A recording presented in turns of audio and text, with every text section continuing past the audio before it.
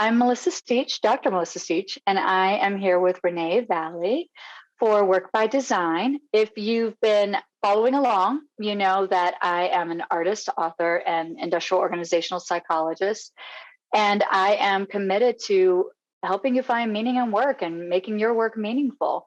So what I like to do from my art background is ask people how they work by design. And it's really interesting to see with all of the different types of ways we can work today, what people come up with and how they literally design their work. And so Renee is here, and she's someone I work with, and she's amazing. And she's here to share with us what she does. So I am in marketing, and I love the idea of work by design because this experience is just so different for everyone. And you talk a lot about how we spend so much time at work and in our career. So getting really intentional about the way you're showing up is important. And I think that's something that I bring to the marketing world. So I work with mostly women in wellness and beauty. I have an MBA in data analytics and a BA in advertising, and then dabbled a bit in teaching yoga. When I say I'm in marketing, it's like I meet people and see how I can help them. And most of the time it's with marketing tools.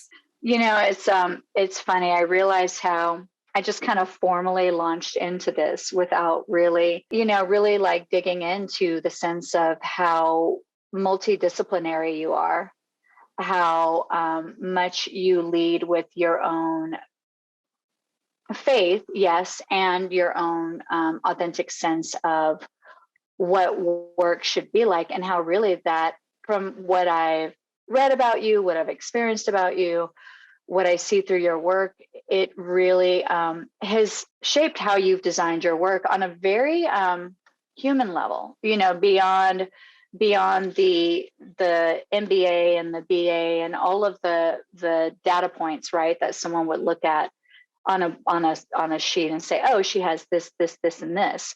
You've really infused yourself into your work. And I wonder if, and I'm going to ask you, if more so than your bullet points, or maybe you tell me, like what that might be, whether it's your accreditations or if it's this spirit-driven approach, which do you think resonates more with your clients or brings them to you? I always count my accreditations as just a tool for them to trust me that I do, that I have done the work to be able to help them with authority. My education was really like, I can't serve these people well unless I know what I need to know. So I would say I'm motivated mostly with the spiritual aspect of being a servant here, with the talents that I was given. And how do I do that really responsibly today with all these new available opportunities? How do I be online and be a servant? Yeah. And, I feel like there was the books about servant leadership, no matter what season of your career you're in, if you're someone who is interested in business, either one of your own or growing a career within another company, there are trends, right, that come around. So servant leadership has been a big thing. And you hear people talk about how they want to serve. And I think that you are a prime example of someone who has been able to build a business based on a spirit of the spirit of wanting to be of service, not only to your clients, but to yourself, right? To the gifts that you've been endowed with and the talents that you've both inherited and the skills that you've nurtured. How would you advise someone watching to be able to build a business for themselves based in that sort of authenticity? It's so funny because hearing you say this, it's like I have actually never thought of it that way before. If that's, the genesis of my business. And I know I can write it down in my little elevator pitch or understand my vision and my values and my mission, but really understanding the person behind the business is so helpful to say, I'm confident in what I'm doing and it is fulfilling. And like on a spiritual level and my actual being, it feels good. And I think the biggest feedback I would give someone is to have that external counterpoint to say, hey, I see this. And you might be striving for this, but like, what about this? This is I see this. This might be a blind spot of yours, or these are 2 points that I can put together that you might not be able to. And it's just so beautiful in relationship with others, and whatever that looks like for you, how your work can be a lot more personal, a lot more intentional, and designed to be suited to you. And that might mean that you might have to take really awkward pruning steps in your life. Like, you see this and I'm trying for this, and that means I have to stop doing this altogether.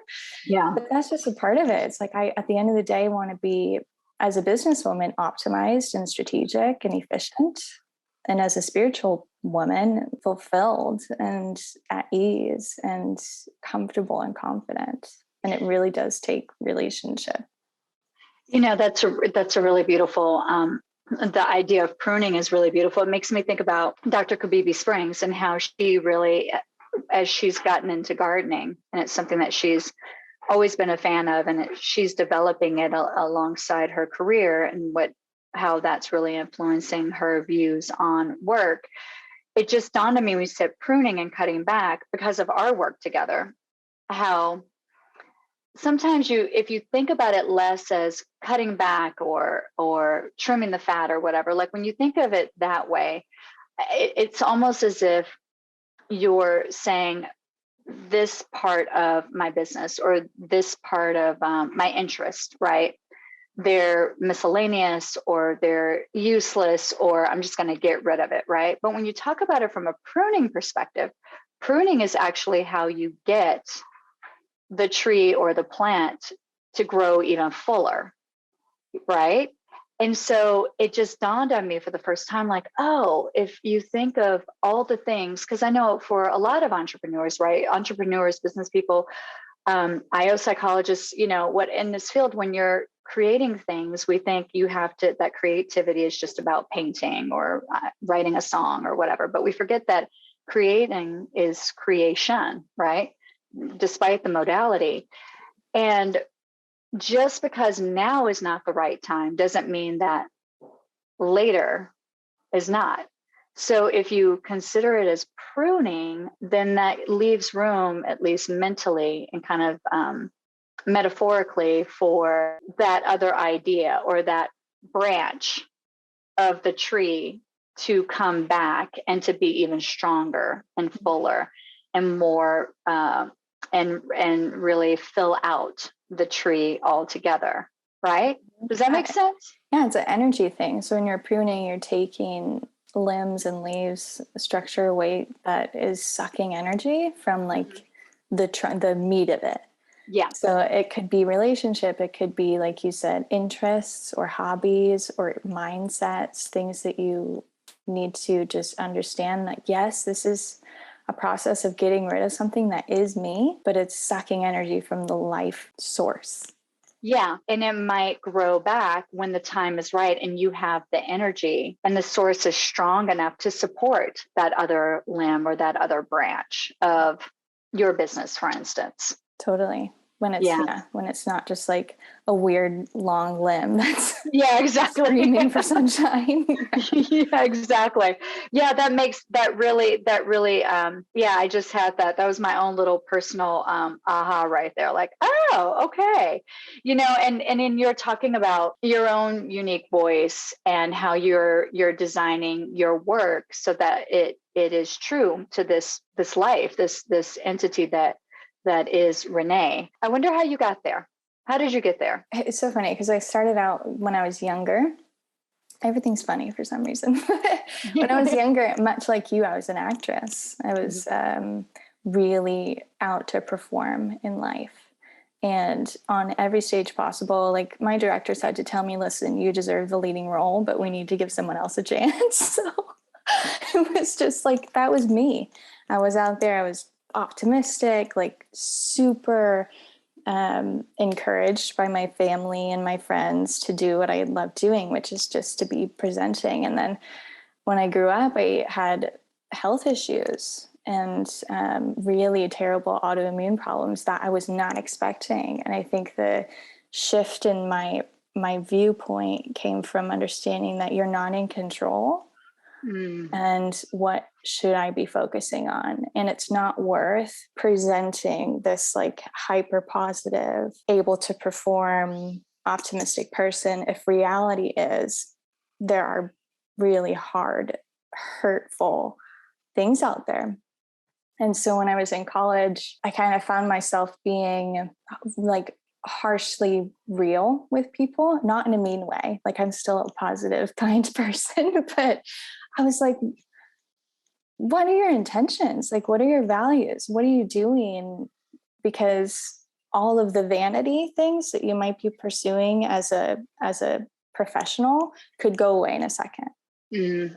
So how can you still be working towards your goals and still be, as a citizen, producing for greater society and helping people and being a servant, and even in the church and in your community there, but have your priorities really founded in something that can't be taken away from you, which is like your ultimate identity. It's an identity crisis thing. And I got shot in the head with it really young, where it's like, you're not a performer, you're a real person.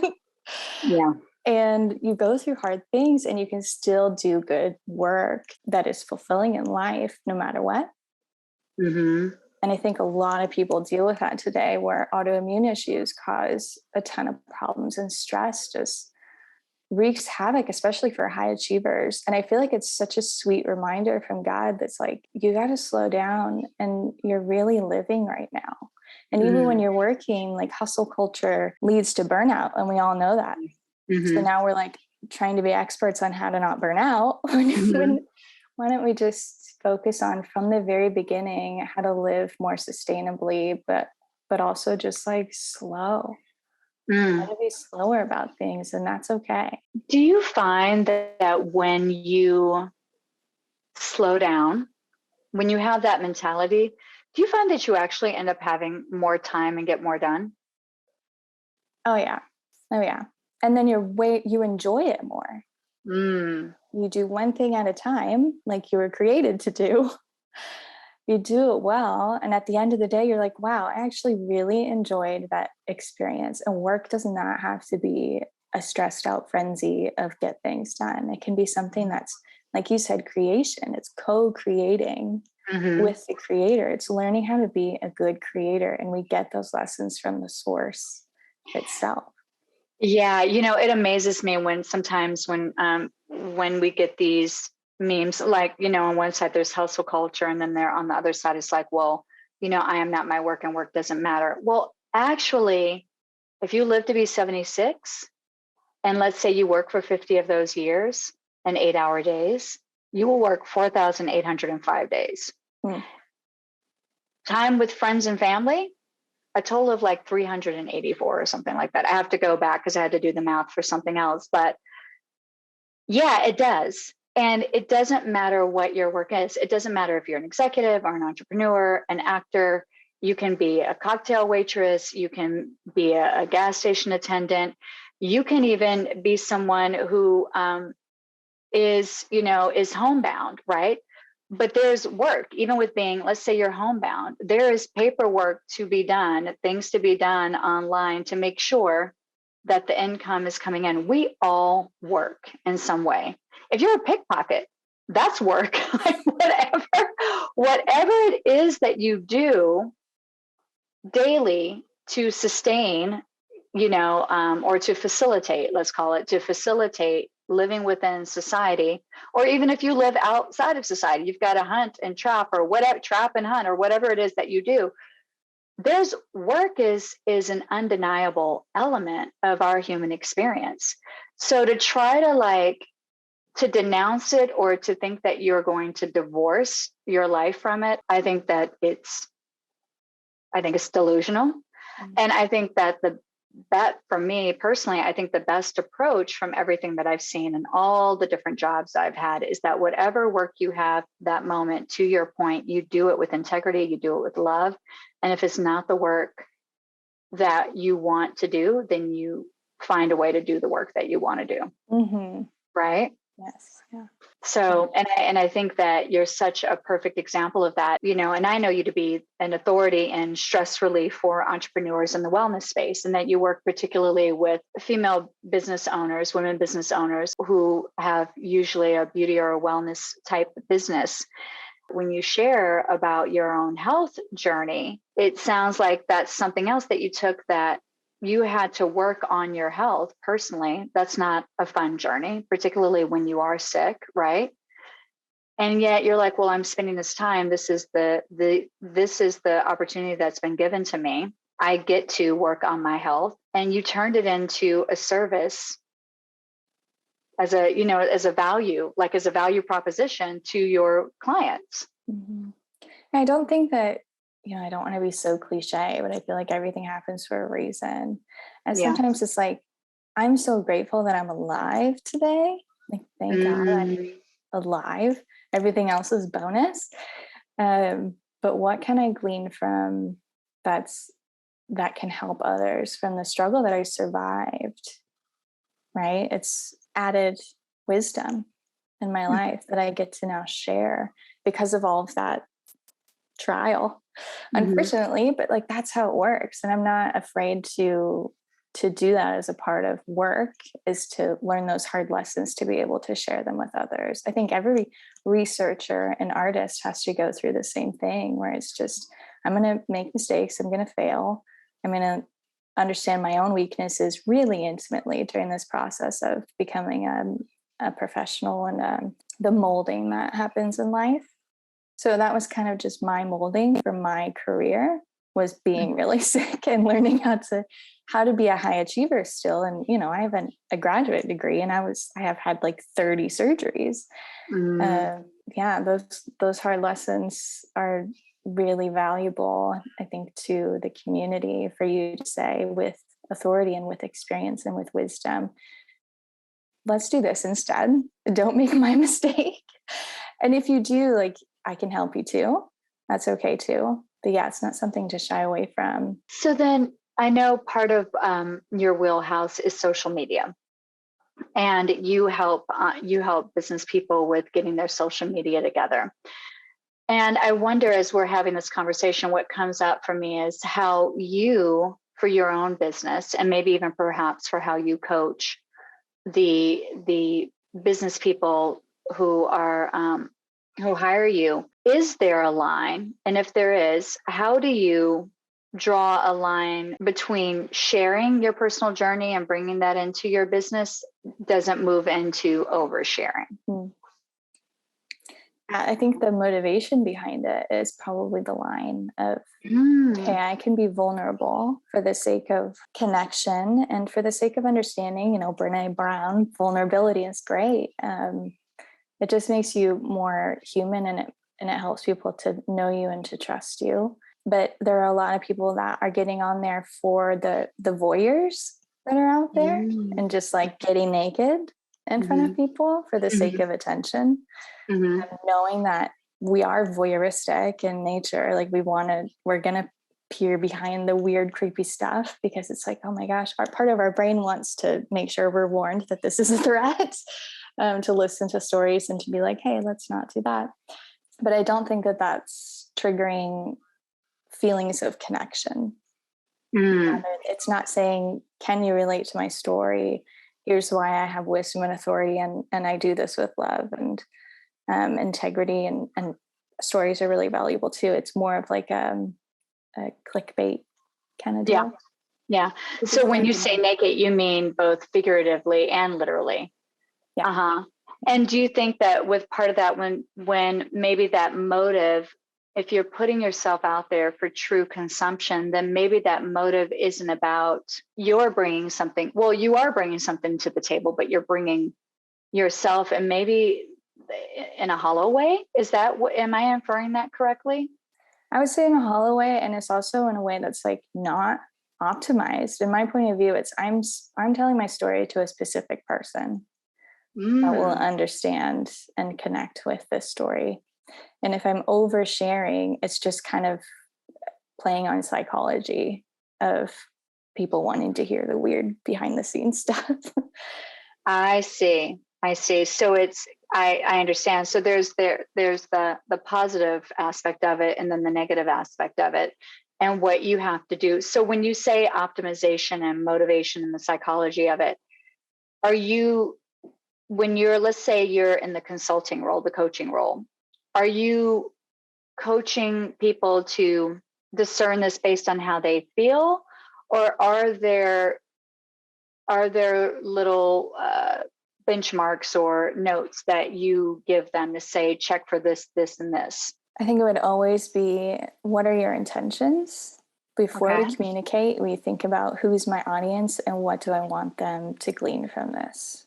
And so depending on where you're at with your business, if you're in the very, very beginning, it's going to be your condensed story altogether, like your mission and your vision and what you do. And later on, you're telling your story maybe for a different reason. Maybe it's just specifically pitch an offer.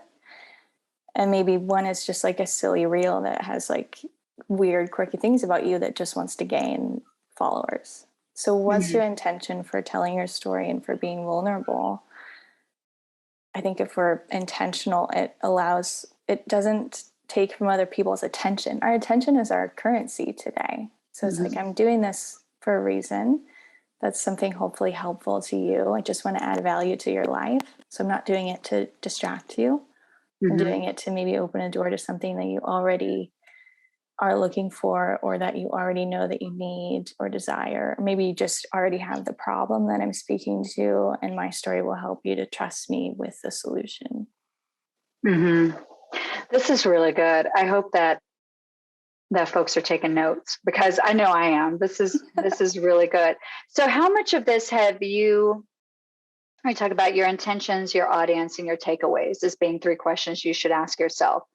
And speaking in the context, I think it's contextual to social media, but I think it applies to pretty much any sort of marketing, right? That you're doing, if you're promoting, even if you're talking to a client for the first time, really understanding what that is.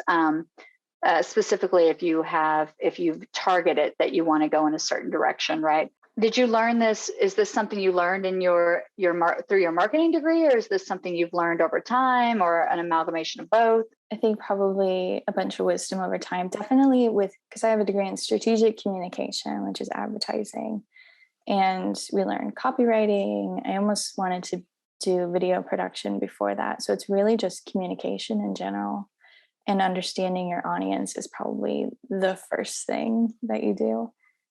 Who am I talking to? And that's going to address where I even speak.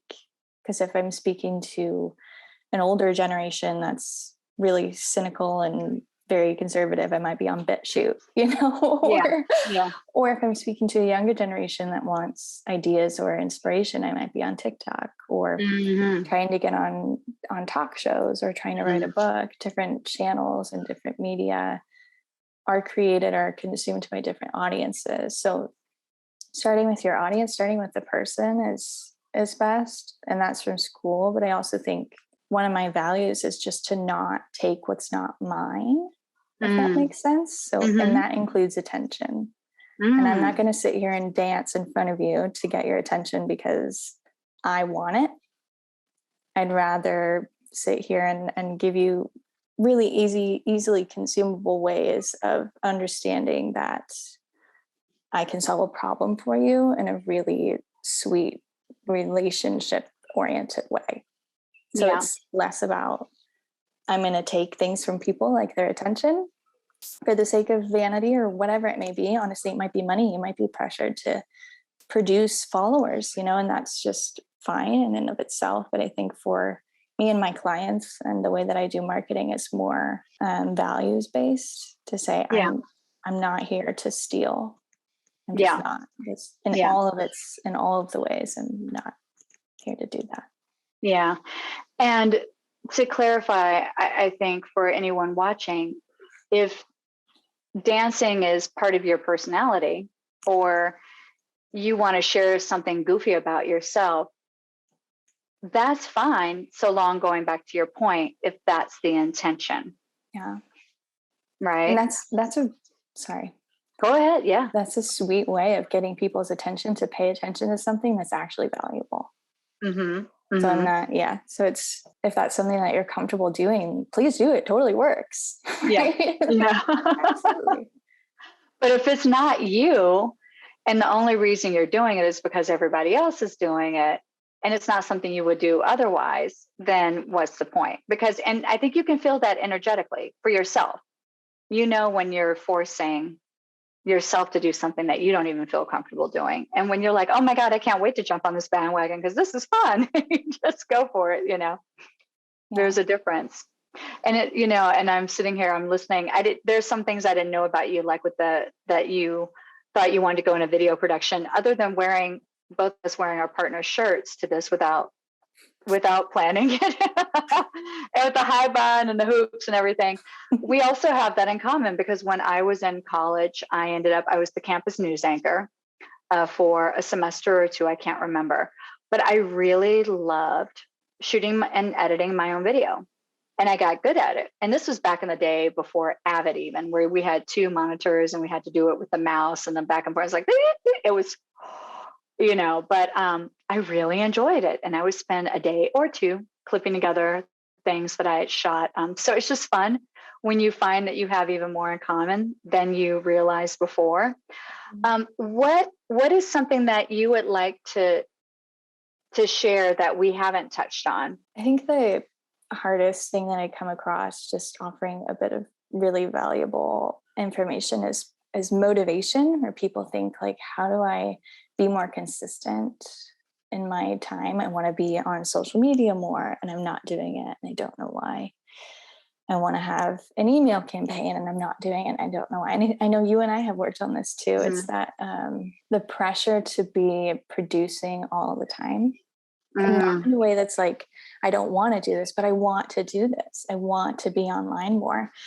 And that's one thing that I love speaking to, because it talks to the idea of relationship with self and Mm. making sure that we're not in conflict in our own heads Yeah. of like knowing we should be doing something and not doing it. Mm.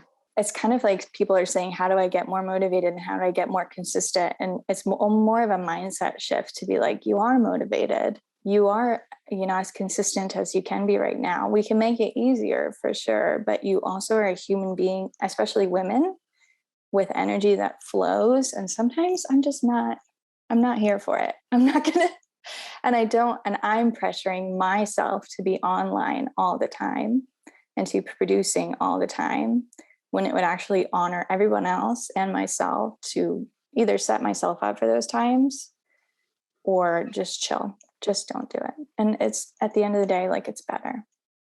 That's such a great point, and something I definitely learned from my many years working as an artist. I learned that you have to sometimes step away from whatever the canvas is, right? So if that's a white sheet of paper because you're a writer or you're writing something at that time, or it's a canvas, or it's a screen because you're producing and your canvas is the computer and it is online. It's a funny thing. It's like you can create through it, but you can't experience life with it in the way because it's literally in front of you.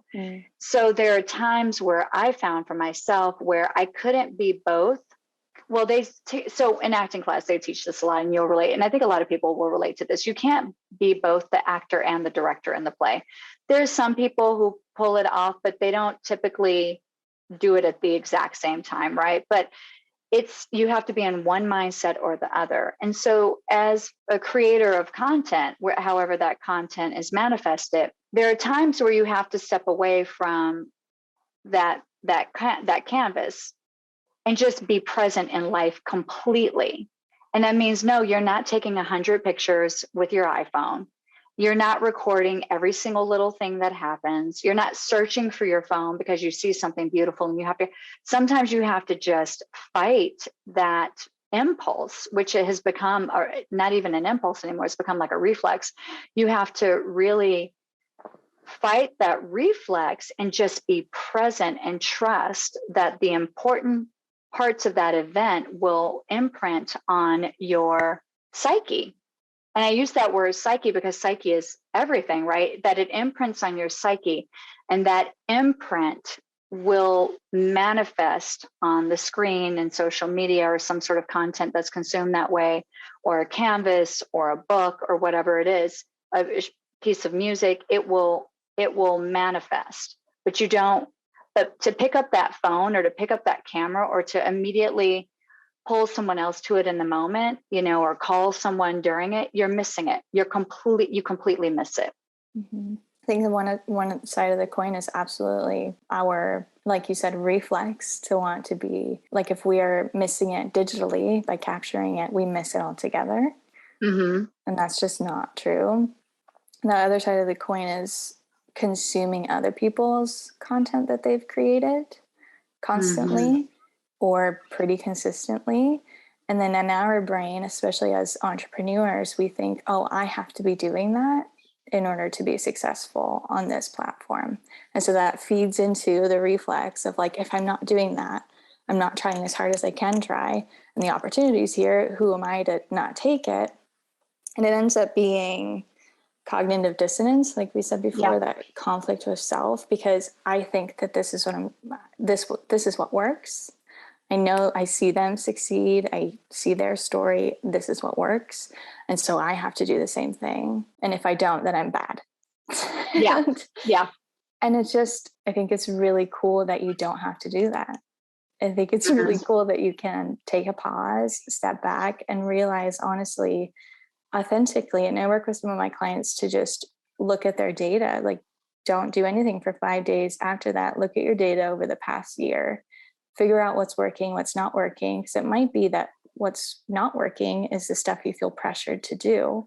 And what's working is the stuff you really do enjoy doing. Mm-hmm. So step back and then be like, so stop doing that. Yeah. Yeah. Nobody likes it, not even you. Yeah. Yeah. Yeah.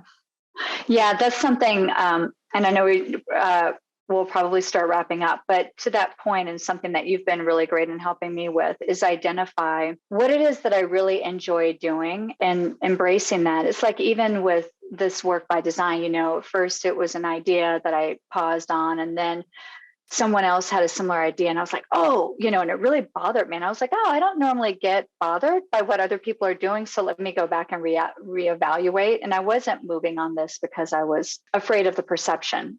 And then you start to move on it, and then and you find your way, because you're a little stiff sometimes, you're a little too loose other times. But the fact of the matter is that if there is that thing that you keep coming back to, whatever that mode of expression is or creation is, then that's authentic. That's coming from a real place of real interest and real service, right? Because there's a give and take there. And so learning, and I think this is something that I'm learning as someone in business, and who's in the business of learning about other people's businesses, right? And helping them with theirs, is that you got to pay attention to not only what your audience is attracted to, but what you're attracted to, because you're an equal part of this. And I think also what goes into burnout and what hustle culture is about, to me, in a lot of ways, is that you're just hustling to get the dollar, or get the likes or the eyeballs. And it's at the expense of what you really love. Because if it's something that you really naturally enjoy, it's like a rechargeable battery, right? So you'll find that you're even more amped up. You're even more excited. Ooh, it just gives you more and more and more. But if at some point your battery runs out, it might be a good indicator that what you were doing was simply for, to your point, the voyeurism of it, right? Or the validation of it. And it wasn't actually feeding you in a positive way, because otherwise you'd be regenerating. Mm-hmm. Yeah. And it's beautiful that it's different for everyone. Mm-hmm. And that it's a really personal understanding of intimately knowing, what do I even enjoy?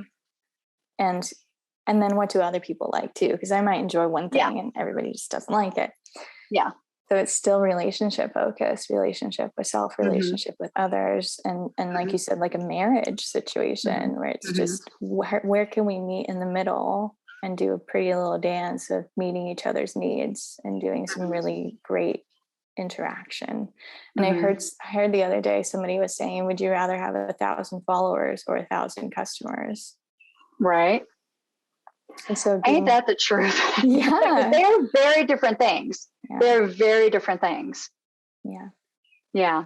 And just really quickly, I do, because I'm curious to identify this for myself because they are very different things. And yet I get a little confused when I read, like for instance, I still get casting updates, right? And I'll look every now and again. I'm like just seeing, what's out there. And there's a well-known casting agent who was being interviewed, and he was saying how if they're casting and it's between two relatively unknown, let's say green actors, they might go in the direction of the actor who has the most followership, which makes me think that there are certain contexts in which followership can equal money, can equal customers, Mhm. right? Can you tease that out a little bit more? Yeah. So there's influencers, which kind of do make money from having followers, but they're still going to look at their engagement rate.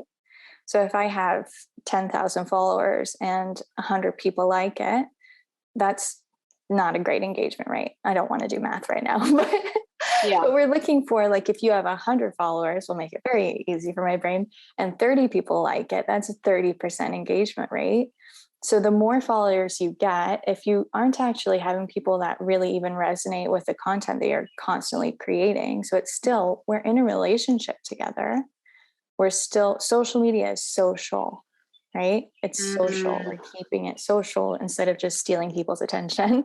Mm-hmm. And if I were to be hoping to find somebody to represent my business, I would want a higher engagement rate. I would want 30% engagement. And that's really hard to do if you're just pumping out weird content constantly. You niche down, you find somebody that really wants to interact and consume that content. And they say, oh, this was valuable to me. I enjoyed it for some reason.